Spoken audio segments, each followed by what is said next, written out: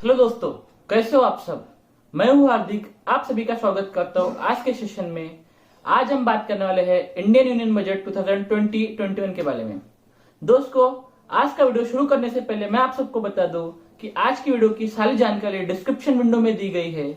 आज के सेशन में आपको कोई भी सवाल हो तो आप कमेंट सेक्शन में पूछ सकते हैं या फिर हमारे वेबसाइट पर जाकर भी आप अपने सवालों को पूछ सकते हैं। दोस्तों, इस वीडियो को अंत तक देखें। अगर आपको वीडियो पसंद आए तो सब्सक्राइब बटन को प्रेस कीजिए, दोस्तों के साथ शेयर कीजिए, वीडियो को लाइक कीजिए और हाँ, बेल आइकन को प्रेस करना ना भूलें। तो आइए दोस्तों, हम शुरू करते हैं आज का session on Indian union budget 2020-21।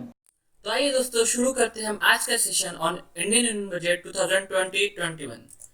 Theme of budget: सबका साथ सबका विकास। Budget presented by finance minister Nirmala Sitharaman ji. It was the lengthiest budget presented in Indian history for 2 hours and 40 minutes. तो जब बात आती है बजट की तब बहुत सारी चीजें होती है, जैसे फाइनेंस, इंफ्रास्ट्रक्चर और टैक्सेस। तो आज हम बात करेंगे डायरेक्ट टैक्सेस की। डायरेक्ट टैक्सेस में लेट्स ऑफ टैक्सेस। तो there is a new section introduced in this budget, section 115 BAC, which talks about new simplified personal tax regime for individual and HUF. तो there are two slab benefits that are now available, old rates and new rates.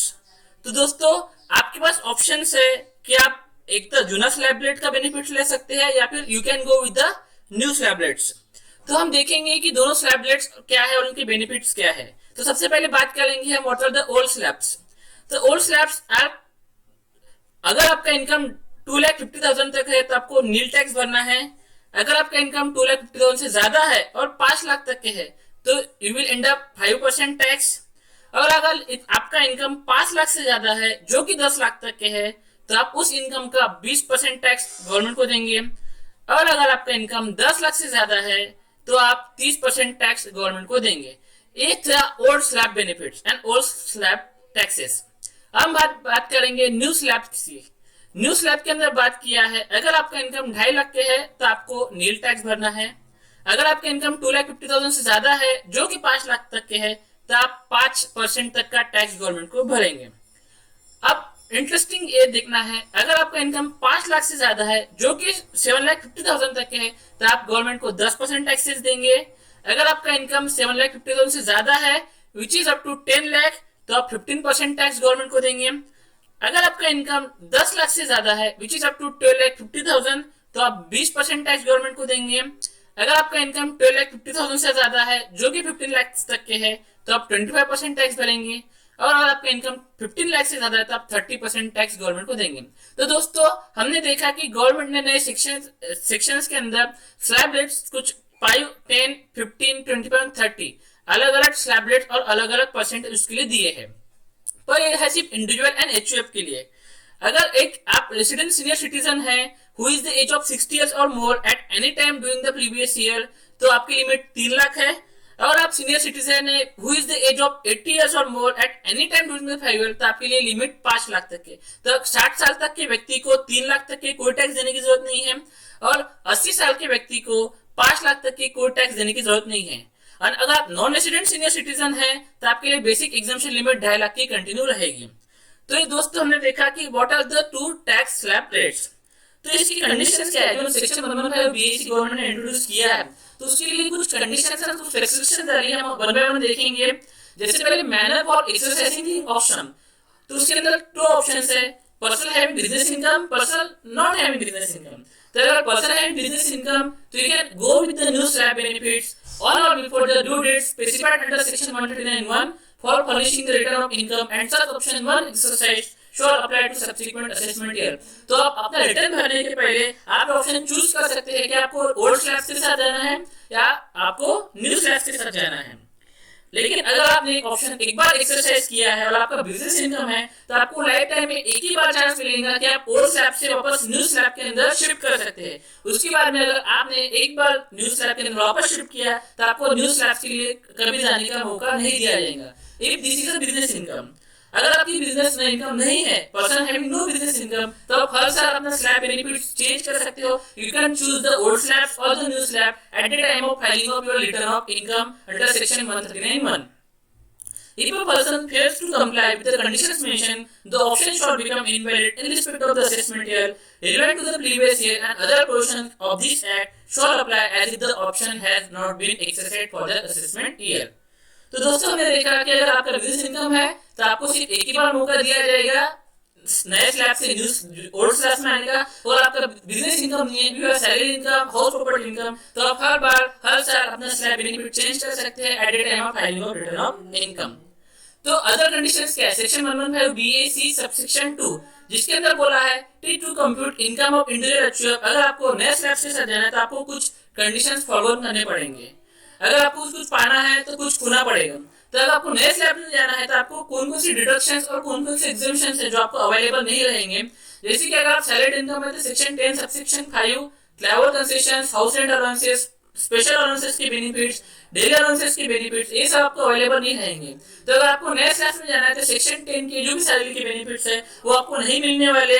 Even section 16 जिसके अंदर आप standard deduction claim करते हैं 50,000 तक का, या फिर आप गवर्नमेंट एम्प्लॉई है तो एंटरटेनमेंट अलाउंसेस क्लेम करते हैं, या फिर आप प्रोफेशनल टैक्स का बेनिफिट लेते हैं और आप नए स्लैब के अंदर जाते हैं तो ये सब डिडक्शंस आपको या अलाउंसेस आपको क्लेम नहीं कर सकते हैं। उसके बाद में सेक्शन 24 सबसेक्शन बी, ये एक मेजर पॉइंट है। अगर आप नए स्लैब बेनिफिट्स में लेते हो तो आपका जो इंटरेस्ट फॉर्म में हाउसिंग लोन है जो कि आप 2 लाख के डिडक्शंस क्लेम करते हो वो आपको अवेलेबल नहीं होगा नए स्लैब बेनिफिट्स के अंदर। और स्लैब्स में आप जाते हो तो आपको ये सब बेनिफिट्स एंड सब डिडक्शंस मिलने वाले हैं, और नए स्लैब्स में जाते हो तो जैसे हमने बोला सेक्शन 10 के वन सेक्शन 16 के कोई भी अलाउंसेस है आपको नहीं मिलेगा। एवं सेक्शन 24B के अंदर हाउसिंग लोन का डिडक्शन भी आपको नहीं मिलने वाला। कुछ डिडक्शंस भी है सेक्शन 32AD जैसे additional depreciation, investment in plant and machinery या फिर साइट इंस्टॉलेशन फंड, ये सारे सेक्शंस है जिसके अंदर आपको साइंटिफिक रिसर्च एक्सपेंसेस आप करते हो, बिजनेस एक्सपेंसेस आप करते हो, तो उसके लिए कुछ एग्जम्पशंस है, कुछ डिडक्शंस दिए गए थे, वो भी आप अगर नए स्लैब बेनिफिट्स लेते हो आपका बिजनेस इनकम है तो आप ये क्लेम नहीं कर पाएंगे। वैसे section 50AD investment link tax incentive for specified business आप इसकी डिडक्शंस क्लेम नहीं कर पाओगे। एवं सेक्शन 35 CCC दोस्तों मेजर डिडक्शंस जो आपको छोड़ने पड़ेंगे वो है सेक्शन 6A जिसके अंदर ऑलमोस्ट ऑल इंडिविजुअल या फिर बिजनेसमैन अपने इन्वेस्टमेंट क्लेम करते हैं, जो सेक्शन 80C से लेके 80CCC, 80CCD और 80U तक के जो सेक्शंस है जिसके अंदर LIC, आपके मेडिकल इंश्योरेंस या फिर मेडिकल प्रीमियम्स के benefit, interest on saving income या फिर आप डोनेशंस क्लेम करते हो, जो भी सेक्शंस है जो सेक्शन 6A के अंदर कवर हुए हैं, ऐसे भी आप सेक्शंस के बेनिफिट नए स्लैब बेनिफिट्स के अंदर नहीं ले पाएंगे। सिर्फ इसके अंदर आप 2 बेनिफिट्स ले पाएंगे जो कि आप स्क्रीन पे देख पा रहे हैं। Section 80CCD employers contribution to NPS that is 10% of maximum of salary, and section 80JJAA reduction in respect of employment of new employee। अगर आप इन 2 सेक्शंस को छोड़ के आप बाकी कोई भी सेक्शंस के बेनिफिट या डिडक्शंस आप नए स्लैब बेनिफिट में क्लेम नहीं कर पाओगे। तो दोस्तों हमने देखा विदाउट ऑलमोस्ट 70 के आसपास ऐसे डिडक्शंस हैं, ऑलमोस्ट 70 के आसपास ऐसे एग्जम्पशंस हैं कुल मिला के जो आप नए स्लैब बेनिफिट्स में जाते हो तो आप क्लेम नहीं कर पाओगे। उसके अलावा और एक कंडीशन है आप सेट ऑफ और एनी लॉस और डेप्रिसिएशन में नहीं कर पाओगे। Carry forward loss or depreciation from any earlier assessment year if such loss or depreciation is attributable to any of the deductions referred to in clause 1। अगर इस sections के लिए या फिर आप इन डिडक्शंस के लिए कोई भी आपका अर्लियर ईयर का और पिछले ईयर का लॉस है या फिर पिछले का डेप्रिसिएशन है तो आप उसका भी क्लेम नहीं कर पाओगे, आपको वो भी छोड़ना पड़ेगा। तो ऐसे कुल मिला के विदाउट एनी एग्जम्पशंस और deductions for allowances or procured by whatever name God provided under any law other than any force, तो आपको कोई भी एग्जम्पशन रिडक्शन अवेलेबल नहीं रहेगा। ये है न्यू स्लैब रेट। अगर आपको कुछ नए स्लैब रेट्स में जाने का है तो आपको इन रिडक्शंस और इन एग्जम्पशंस को छोड़ना पड़ सकता है। उसके बाद में हम देखेंगे new tax regime for resident cooperative society. जैसे इंडिविजुअल और एचयूएफ के लिए उन्होंने नया सेक्शन इंट्रोड्यूस किया सेक्शन 115 BAC, वैसे उन्होंने इंडिविजुअल रेसिडेंट कोऑपरेटिव सोसाइटीज के लिए नया सेक्शन इंट्रोड्यूस किया सेक्शन 115 BAD, जिसके अंदर एक जो ओल्ड टैक्स स्लैब था वो कंटिन्यू है और उन्होंने एक नया ऑप्शन दिया है। हम देखेंगे दोनों ऑप्शंस के बारे में। नया स्लैब क्या बोलता था, अगर आपका इंडिविजुअल रेसिडेंट कोऑपरेटिव सोसाइटी है और आपका 10 लाख से इनकम कम है तो आपको 10% टैक्स देना है। अगर आपका इनकम 10,000 से ज्यादा है जो कि 20,000 तक है तो आपको 20% टैक्स बेनिफिट टैक्स देना है, और आपका इनकम 20,000 से ज्यादा है तो आपको 30% टैक्स देना है। ये तो कंटिन्यू रहेगा। पर अगर आपको एक ऑप्शन दिया गया है कि आप अगर ऊपर जो कंडीशंस अपने बात किया फुलफिल करते हो तो resident cooperative society has a option to compute tax at the rate of 22%। तो आप 22% से आपका टैक्स भर के आपका एटीआर भर सकते हो। आपको ये ऑप्शन दिया गया है रेसिडेंट कोऑपरेटिव सोसाइटी के अंदर। फिर हम बात करेंगे सेक्शन 115 बी ए बी। आपको दोस्तों आपको पता है फाइनेंस एक्ट 2019 में एक नया सेक्शन लेके आए थे, जिसके अंदर अगर आपकी प्राइवेट लिमिटेड कंपनी है and which is into manufacturing segment, तो आपको सिर्फ 15% टैक्स गवर्नमेंट को देना पड़ सकता है। तो उन्होंने इसके अंदर एक मॉडिफिकेशन लाया है, section 115 BAB inserted by tax laws 2019 provided optional lower rate of 15% for tax to new domestic companies engaged in the business of manufacture or production of any article or thing and set up to an article on or after 1st October 2019 and commence manufacturing on or before 31st March 2023. This option is subject to certain conditions. तो ये जो options अगर आप लेते हैं तो ये जो फाइनेंस बिल में 2020 में अमेंड हुआ है, द बिजनेस ऑफ मैन्युफैक्चरिंग और प्रोडक्शन ऑफ एनी आर्टिकल और thing shawl include the business of generation of electricity. तो इलेक्ट्रिसिटी जनरेशन भी मैन्युफैक्चरिंग ऑफ आर्टिकल और थिंग के अंदर कवर किया गया है। अगर आप इलेक्ट्रिसिटी जनरेशन का बिजनेस करते हो तो आप 15% लोअर टैक्स बेनिफिट का बेनिफिट ले सकते हो। उसके साथ बात करेंगे हम टैक्सेशन ऑफ डिविडेंड। नया फाइनेंस एक्ट 2020 के अंदर एक नया बेनिफिट लॉन्च किया, एक नया सेक्शन लॉन्च किया है, जिसके अंदर उन्होंने abolishment of DDT and the dividend will be taxable at normal income tax rate in the hands of receiver. दोस्तों अभी तक कैसा होता था, जो डीडीटी था वो domestic company dividend distribution tax पे करती थी और जो डिविडेंड रिसीवर को मिलता था उसके हाथ में एग्जेम्प्ट इनकम कह के आता था। पर अभी उन्होंने इस सेक्शंस को एबोलिश किया डीडीटी को, और उन्होंने बोला कि हम जो डिविडेंड इनकम है अभी वो रिसीवर के हाथ में नॉर्मल टैक्स रेट से टैक्सेबिलिटी लगाएंगे। तो जैसे abolishment of DDT, the tax on distributed profit which is used to payable by domestic company at the rate of 15% shall no more be applicable with effect from 1 April 2020। तो 1/4/2020 के बाद में आपको DDT भरने की जरूरत नहीं है। अगर आपको डिविडेंड इनकम आता है तो आपके नॉर्मल इनकम टैक्स में उसको ऐड करने का, उसके ऊपर नॉर्मल रेट्स के हिसाब से आपको अपना टैक्स भरने का है। तब जैसे डिविडेंड नॉर्मल इनकम टैक्स के हिसाब से टैक्सेबल है, तो उसके बाद में और क्या हुआ, तो सेक्शन 34 एक एबोलिश हो गया, जिसके अंदर dividend from a domestic company would be exempt from tax, जो कि पहले एग्जेम्प्ट था वो एबोलिश हो गया। Income from units of mutual fund वो एबोलिश हो गया। एंड सेक्शन 115 BBD है, any income by aggregate dividend from a domestic company or a company in excess of 10% shall be chargeable to tax in the specified assessee who is a resident in India at the rate of 10%। वो भी advice हो गया कि since आपको DDT भरने की जरूरत नहीं है और आपको जो डिविडेंड है आपके इनकम में ऐड करके उसके ऊपर नॉर्मल टैक्स भरने का है। ये जो हुआ है, पहले क्या होता था, पहले इतना अंकड़ा नहीं था कि डिविडेंड किसको मिलता है ट्रेस किया जाए। तो गवर्नमेंट क्या चाहती थी कि जहाँ पे डिविडेंड निकला है, जैसे कंपनी हो वहां पे पे करके टैक्स लग जाए। तो अभी इंफ्रास्ट्रक्चर अच्छे से डेवलप हो गया, पैन बेस्ड हो गया, पैन लिंकिंग हो गया, तो आप डिविडेंड आप जिसको मिलता है उससे भी कलेक्ट कर सकते हो, ऐसा गवर्नमेंट का मानना रह सकता है। तो जैसे अभी उन्होंने डिविडेंड को टैक्सेबिलिटी किया है इंडिविजुअल्स के हाथ में, रिसीवेबल्स के हाथ में, तो उन्होंने एक नया सेक्शन इंट्रोड्यूस किया है, सेक्शन 194, जो बात करता है टीडीएस ऑन डिविडेंड के ऊपर। तो who needs to deduct, domestic company who is a resident shareholder. अगर डोमेस्टिक कंपनी किसी रेसिडेंट शेयरहोल्डर को डिविडेंड देती है, कितना, 5000 पर फाइनेंशियल ईयर, 5000 से अगर ज्यादा किसी भी कंपनी किसी भी शेयरहोल्डर को डिविडेंड देती है तो उसके ऊपर 10% इनकम टैक्स डिडक्ट करके, टीडीएस डिडक्ट करके वो भरेगी। Dividend covered by this section, when the provisions are not applicable, dividends covered under section 115O as per DDT will be abolished with effect from 1/4/2020। TDS provision will become applicable। So हमने देखा जैसे DDT abolish हो गया है और dividend receivable के हाथ में टैक्सेबल है, इसीलिए अगर आप 5000 से ज्यादा डोमेस्टिक कंपनी रेसिडेंट शेयरहोल्डर को डिविडेंड देती है तो आप उसका 10% TDS डिडक्ट करेंगे। उसके बाद बात करते हैं हम हेड्स ऑफ इनकम की। There are major 5 heads of income. तो वन बाय हम मेजर हेड्स ऑफ इनकम और उसके अंदर के जो बजट के अंदर चेंजेस दिए गए हैं हम 1 बाय 1 कवर करेंगे। सबसे पहले हाउस प्रॉपर्टी की बात करेंगे। अगर आप नए स्लैब बेनिफिट्स में जाते हो तो आपको जो इंटर हेड एडजस्टमेंट है वो नहीं मिलेगा, आपको सिर्फ इंट्रा हेड एडजस्टमेंट मिलेगा। अगर आप नए स्लैब बेनिफिट में जाते हो, मतलब आप इंटर हाउस प्रॉपर्टी के लॉस को सैलरी के लॉस के साथ सेट ऑफ नहीं कर पाएंगे, हाउस प्रॉपर्टी के लॉस को सिर्फ हाउस प्रॉपर्टी के लॉस के साथ ही सेट ऑफ कर पाएंगे अगर आप नए स्लैब बेनिफिट्स में जाते हो। तो पीजीबीपी के अंदर PGBP profit from business and profession, इसके अंदर न्यू बजट 2020 के अंदर क्या क्या चेंजेस किए गए हैं 1 बाय 1 देखेंगे। Section 3580 made optional, The deduction in respect of investment under section 35 AD shall become available at the option of the assessee. This is the major change.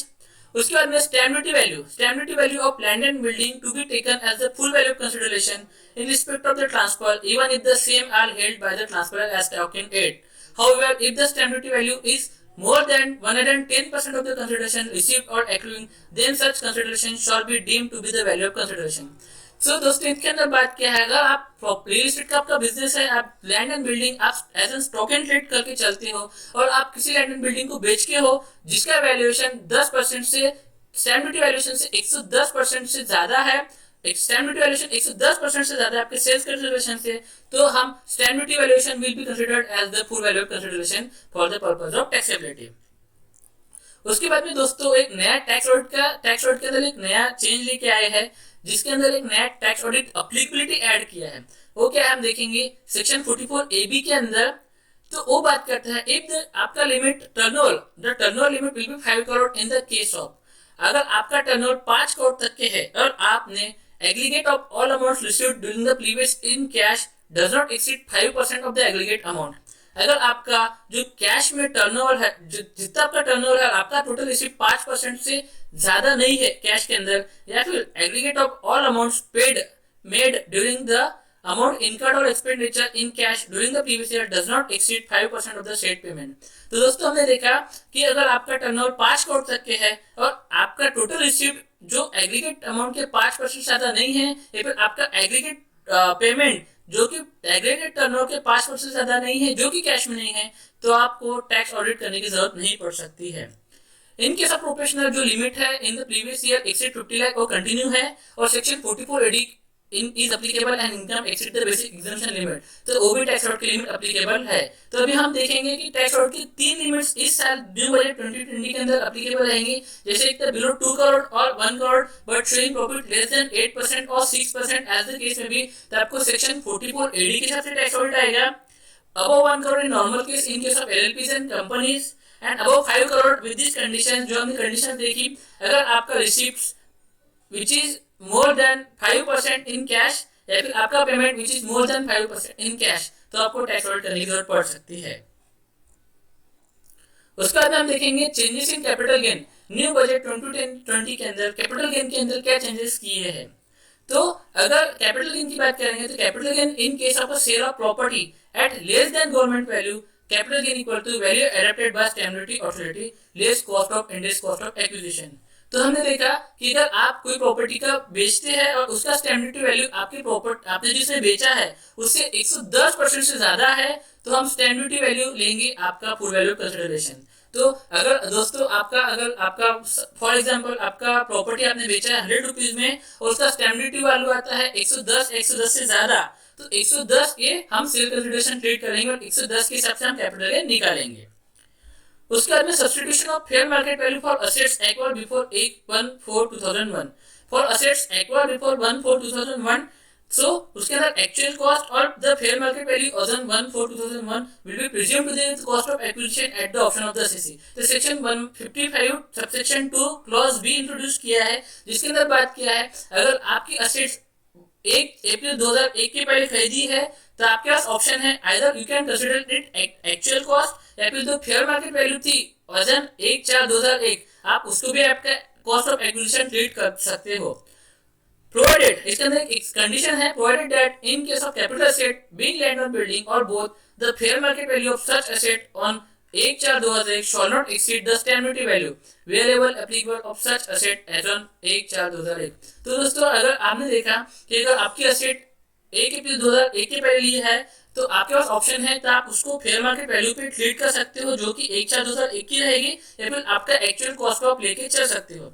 पर उसके अंदर कंडीशन वापस दिया है कि अगर आपकी fair market value stamp duty value से ज्यादा है तो आप स्टैम्प ड्यूटी वैल्यू लेके चलोगे एज ऑन 1 अप्रैल 2001. उसके बाद में income from other sources taxability of gift of immovable property for inadequate consideration section 56 clause 2 clause B, जिसके अंदर बात क्या है where an immovable property is received for consideration which is less than stamp duty value of the property by an amount exceeding higher of 50,000 or 10% of consideration, the stamp duty value of such property as exceeds such consideration shall be taxable in the hands of buyer as income from other sources. तो इसके अंदर बात क्या है कि आप कोई भी प्रॉपर्टी एज ए गिफ्ट में लेते हो या फिर इमूवेबल प्रॉपर्टी का गिफ्ट आता है आपको इनएडिक्वेट कंसिडरेशन के लिए, जो कि 50,000 का डिफरेंस है या फिर 10% ऑफ द कंसिडरेशन डिफरेंस है, तो in that case stamp duty value of such property as exceeds the such consideration shall be taxable in the hands of buyer as income from other sources. उसके बाद deduction from gross total income, ये भी एक important point है जिसके अंदर बात करेंगे deduction in respect of interest of loan taken for certain house property, section 80 EEA, जिसके अंदर बात किया है additional deduction of 1,50,000 for interest paid on home loans will now be available for the loans sanctioned during the period up to 1/4/2019 to 31st March 2021। तो पहली limit थी, अगर आप सेक्शन इंट्रोड्यूस किया था जिसके अंदर बोला था कोई भी होम लोन लेते हो जिसके अंदर सैंक्शन हुआ 1/4/19 से 31 मार्च 20 तक के, तो आपको एडिशनल 1,50,000 का बेनिफिट सेक्शन के अंदर पास ऑन किया था, which is no the time limit for sanctioning of the loan has been increase from 1 April 2019 to 31 March 2020। तो आप 2021 तक की कोई भी नया लोन लेते हो, होम लोन लेते हो, और तो आपको एडिशनल 1,50,000 का बेनिफिट सेक्शन 80 EA के अंदर आप क्लेम कर सकते हो। Donation for scientific research or rural development, no reduction shall be allowed under section 80 GGA in respect of any sum exceeding 2,000 unless such sum is paid by any other mode than cash। ये limit पहले 10,000 थी, उसको घटा के 2,000 किया है। आप 2,000 के ऊपर कोई भी साइंटिफिक रिसर्च एक्सपेंडिचर के लिए या फिर आप रूरल डेवलपमेंट के लिए 2,000 से ज्यादा कैश में पेमेंट नहीं कर सकते हो। अमेंडमेंट अंडर टीडीएस, एक नया टीडीएस के अंदर जो अमेंडमेंट आई है हम कवर करेंगे अमेंडमेंट्स अंडर टीडीएस। सबसे पहले हम बात करेंगे 94J की fees for technical services not professional. तो दोस्तों जो फीस सेक्शन 194J के अंदर अभी तक दो चीजें कर होती थी, fees for professional services and fees for technical services, तो अभी दोनों को सेपरेट किया है। सेक्शन सेम है 194J, but fees for professional service attract 10% of income tax and fees for technical service let's reduce from 10% to 2%। तो अगर professional fees में आप टीडीएस कट करोगे तो 10% करोगे, और टेक्निकल सर्विस के अंदर टीडीएस कट करोगे तो आप 2% का टीडीएस कट करोगे। सेक्शन 194K, जिसके अंदर dividend paid by mutual fund to resident 10% TDS only if dividend amount exceeding 5,000 during the previous year। And section 194O, payment made by e-commerce operator to the participants। Ecommerce operator हो आप या फिर आप e-commerce पे business करते हो तो 1% TDS आपको लग सकता है ओनली इफ अमाउंट पेड और क्रेडिटेड इज 5 लाख और मोर। तो आप अगर ई कॉमर्स ऑपरेटर अपने पार्टिसिपेंट्स को 5 लाख या फिर उससे ज्यादा का पेमेंट करता है for the selling of goods on it's e commerce platform, तो उसके ऊपर वो 1% टीडीएस कट करके गवर्नमेंट को भरेगा। तो नया चेंजेस नया सेक्शन इंट्रोड्यूस हुआ है 194O और एक 194 जो टीडीएस के ऊपर का तो हम ऑलरेडी कवर किया, और 194J के अंदर फीस फॉर टेक्निकल सर्विस 10% से घटा के 2% किया गया है। तो इतने चेंजेस टीडीएस के अंदर हुआ है नए बजट 2020 के अंदर। उसके अंदर रेसिडेंशियल स्टेटस की हम बात करेंगे। Residential changes in residential status, individual being a citizen of India shall be deemed to be resident in previous year if he is not liable to tax in any other country। तो आप India के citizen हो पर आप India के resident नहीं हो, फिर आप किसी भी कंट्री के रेसिडेंट नहीं हो और आपको किसी भी कंट्री में टैक्स पे करने की जरूरत नहीं पड़ती हो, तो हम इंडिया में आपको रेसिडेंट का दर्जा देते हैं और आप हम टैक्स लेंगे। ये नया बजट 2020 के अंदर इंट्रोड्यूस किया है। बाद में बात किया individual being citizen of India और of Indian origin being outside India and comes to visit to India in any year for 120 days shall be resident in India। earlier this limit was 182 days, तो उसको कम करके 120 days की किया गया है। अगर आप इंडियन सिटीजन हो और या फिर इंडियन ओरिजिन के पर्सन हो और आप इंडिया में आते हो, आप इंडिया में स्टे करते हो जो कि 120 दिन से ज्यादा है, तो हम आपको रेसिडेंट ऑफ इंडिया ट्रीट करेंगे। Individual is said to be an resident and non-ordinary resident in India in any previous year if a person or a HUF or Karta of the HUF who has been non-resident in India for 7 out of 10 previous preceding that year। So return of income की अगर बात करते हैं, return of income की due dates की बात करते हैं, due dates for filing return of income section 139 subsection 1 सबसे अंदर बात करेंगे whether the assessee is a company and is required to furnish the report under section 192E। तो अगर आपका ट्रांसफर प्राइसिंग का ऑडिट है तो due date is 30th November of the assessment year. अब अगर आप कंपनीज हो जिसके अंदर आपको ट्रांसफर प्राइसिंग की रिपोर्ट सबमिट नहीं करना पड़ता है तो आपके लिए ड्यू डेट रहेगी 31 अक्टूबर। पहले लिमिट 30 सितंबर थी तो लिमिट अभी 31 अक्टूबर की गई है। where the assessee is a person other than the company. तो who is required to get his accounts audited under the Income Tax Act or under any other law, तो उसके लिए ड्यू डेट्स रहेंगी 31 अक्टूबर, जो कि पहले 30 सितंबर थी, तो उसको बढ़ा के 31 अक्टूबर की गई है. And a person who is a partner of a firm or where accounts are required to be audited under the tax law or any law, तो उसके लिए भी ड्यू डेट 31 अक्टूबर रहेगी. और आप अगर ये कहीं पे जाते नहीं हो तो in any other assessee 31 July of the assessment year will be the due date for in your case. तो दोस्तों आई होप बजट के बारे में मैंने काफी सारी चीजें कवर किया है. आपको वीडियो पसंद आया होगा, तो प्लीज दोस्तों अगर आपको वीडियो पसंद आया तो प्लीज वीडियो को लाइक कीजिए, अपने दोस्तों के साथ शेयर कीजिए, कमेंट कीजिए और हाँ सब्सक्राइब करना ना भूलें. Thank you so much.